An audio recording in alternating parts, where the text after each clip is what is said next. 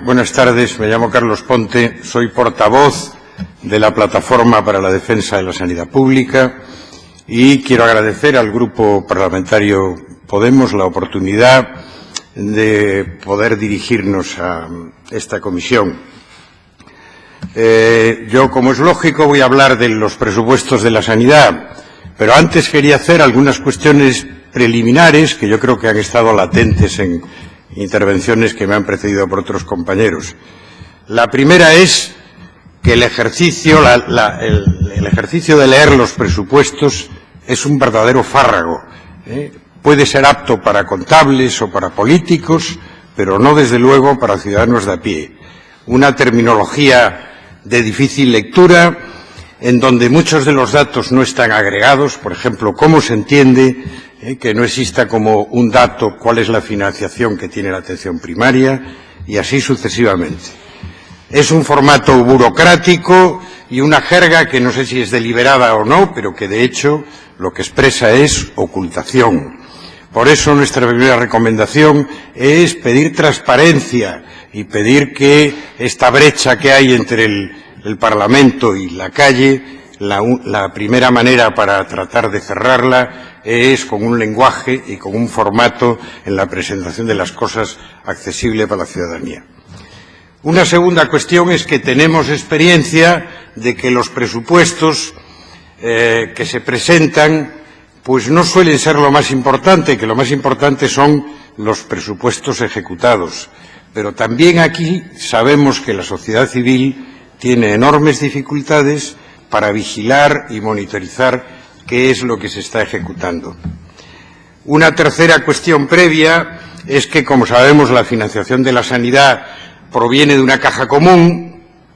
La sanidad no tiene carácter finalista, como se ha reivindicado muchas veces, y en esta caja común lo que sabemos es que cada vez más tienen un peso más importante los impuestos indirectos. Cuando en su día Lord Beveridge dio forma al primer Sistema Nacional de Salud, lo que perseguía era redistribuir dinero y decir, bueno, que el dinero de los ricos para pagar la salud de los pobres. Esto, con estos presupuestos que beben de tantos impuestos indirectos, ha dejado de ser así, es realmente una quimera. Y por último, como consideración inicial, la evidencia de que el presupuesto sanitario tiene que ser un presupuesto mucho más comprensivo, que hay que incluirlo dentro del gasto social, porque es el gasto social el que determina el que muchas veces la salud de la población sea viable, sea posible o pueda ser mejorada.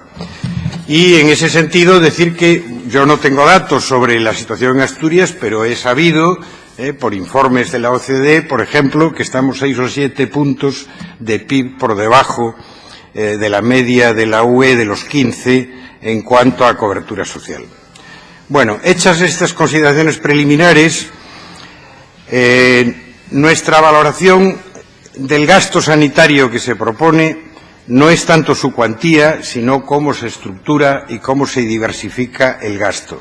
Y habremos de concluir, en nuestra opinión, que estamos ante un gasto sanitario, ante un presupuesto sanitario continuista.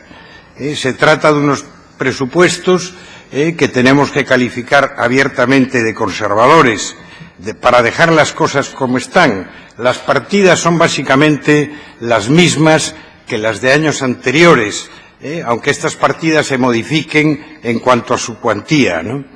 O sea que, y con respecto a la cuantía, decir tan solo una cosa, ¿no? Es verdad que se podría considerar, con respecto al presupuesto que ha habido en el 2016, que efectivamente pueden ser considerados presupuestos expansivos, pero si miramos para el 2009 o el 2010, que son antes de que empezasen de manera fundamental los recortes, pues estamos ante unos presupuestos muy parecidos en cuantía. De cualquier forma, entendemos que lo fundamental de los presupuestos es que consolidan, como decía antes, son continuistas, consolidan un modelo sanitario en donde existen rasgos muy negativos de asistencialismo, de predominio de la asistencia, predominio abrumador sobre la salud pública, de hospitalocentrismo, de hegemonía del hospital sobre la atención primaria, de subordinación a las tecnologías sanitarias, una subordinación acrítica además, de no tratar de abordar el problema del despilfarro o el problema del fraude que existe en el sector como en todos los demás sectores de nuestra sociedad, con las contrapartidas de que la atención primaria y la salud pública pues contenían siendo los grandes damnificados. Hay, sin embargo, signos de alarma para cambiar el modelo, pero estos signos de alarma pues parece que son desoídos, ¿no? Por ejemplo, la desmotivación de los profesionales, las listas de espera abrumadoras o el crecimiento de la medicina privada. Estas son tendencias que es verdad que son tendencias inerciales y que necesitan voluntad política para ser combatidas, pero los presupuestos deberían de ser la primera medida para afrontar estos problemas. Entonces, ya de forma muy breve, decirles que en el capítulo 1, que es donde está el gasto de personal sanitario, 41% del total del presupuesto del SESPA, es verdad que hay un incremento de 765 a 778 millones, pero desde nuestro punto de vista es un presupuesto, es un incremento insuficiente, debido a que el principal activo del sistema, como es de todos sabidos, es las plantillas, el personal sanitario. Tampoco hay, y eso nos parece relevante, una apuesta real por la formación de los trabajadores sanitarios, que es una de las mayores debilidades que tiene el sistema, de tener una formación propia desde el sector público, como hacen las empresas que se consideran socialmente responsables, que dedican al menos el 1% de su presupuesto a la formación de los trabajadores. La clave de los presupuestos está, como siempre, en las tecnologías sanitarias.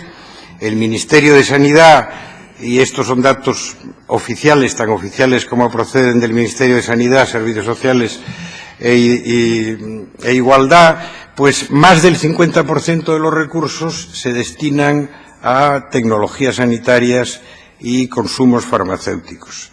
Y esto es, bueno, pues esto todavía se reafirma en los presentes presupuestos, cuando sabemos que además de lo que ocupan en el espacio presupuestario, pues en los incrementos del gasto sanitario son el principal factor de incremento. La factura farmacéutica representa, sumadas el gasto en recetas y la farmacia hospitalaria, prácticamente el 30% del presupuesto sanitario, cuando hay que recordar que hay países de la Unión Europea que en términos porcentuales están 10 o 15 puntos por debajo de este nivel de gasto. Es de destacar el incremento de la farmacia hospitalaria, que prácticamente duplica su presupuesto. Y la farmacia hospitalaria ha tenido un vertiginoso aumento en los últimos años. Es verdaderamente un paradigma del modelo sanitario que estamos construyendo. Una de las características de la farmacia hospitalaria es su opacidad. De hecho, la única fuente de datos contables que tenemos sobre esto es la que nos suministra IMS, que es una consultora privada al servicio de la industria farmacéutica. Existe, en nuestra opinión, negligencia dolosa a la hora de analizar este apartado, y eso ya ha sido denunciado por el Tribunal de Cuentas. Incluso la Sindicatura de Cuentas en Asturias, en un informe publicado hace pocos años, decía que existía una deuda extrapresupuestaria asociada al gasto farmacéutico hospitalario. Ocurre que los hospitales compran tecnología y compran medicamentos con precios diferentes, sin justificar por el volumen de compras que hacen, ¿no? Lo que significa, bueno, pues que es digamos que es un sector absolutamente descontrolado del gasto sanitario. Hay razones que explican el crecimiento de la farmacia hospitalaria, no voy a entrar en eso, pero los costes difícilmente se justifican por avances farmacológicos o por cambios en los patrones de enfermedad, sino que están fundamentalmente en la cultura de gestión y prescripción de los medicamentos y las tecnologías. En nuestra opinión, se debería de disminuir el gasto en este apartado y nuestra propuesta es que se disminuya, que es una disminución modesta y posible, en un 5%, con lo que quedaría margen importante para dedicar a otras partidas. Es de destacar que en los presupuestos no hay ninguna asignación presupuestaria dedicada a la transparencia y a la rendición de cuentas. Curiosamente, muy cerca de aquí, en Cantabria, se ha creado una oficina de vigilancia de los conflictos de intereses. Nosotros pensábamos que en los presupuestos de este año habría una dotación para esta necesidad verdaderamente imprescindible. También sigue habiendo un desbalance radical entre lo que gasta el hospital y lo que gasta la atención primaria. El hospital cuadriplica en gasto a la atención primaria.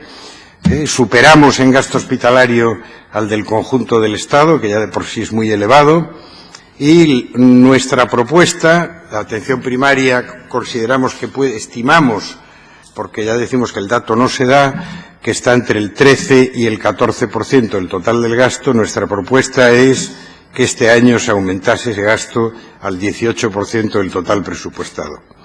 Sigue sin haber noticias de salud pública. Difícilmente, sin dotación presupuestaria, se pueden desarrollar políticas de prevención o de promoción primaria de la salud, políticas de desmedicalización, que cada vez son más urgentes, o se puede llevar la salud a todas las políticas, como se propone desde la Organización Mundial de la Salud. El gasto en salud pública no llega, descontado el programa de vacunas, no llega ni tan siquiera al 1% del presupuesto. Sin embargo, Gispasa sigue, a pesar de la voluntad contraria expresada mayoritariamente en esta Cámara, ¿no? Le rogaría vaya finalizando, por favor. Sí. Termino, pues, con 3 recomendaciones. Pedimos transparencia en la presentación de los presupuestos, que sea accesible a los ciudadanos. Pedimos y recomendamos que el gasto se oriente hacia las necesidades reales de salud de la ciudadanía y no hacia el crecimiento en forma de consumismo y de intereses de la industria tecnológica y farmacéutica. Y pedimos, finalmente, rigor y rendición de cuentas en la ejecución de los presupuestos. Muchas gracias.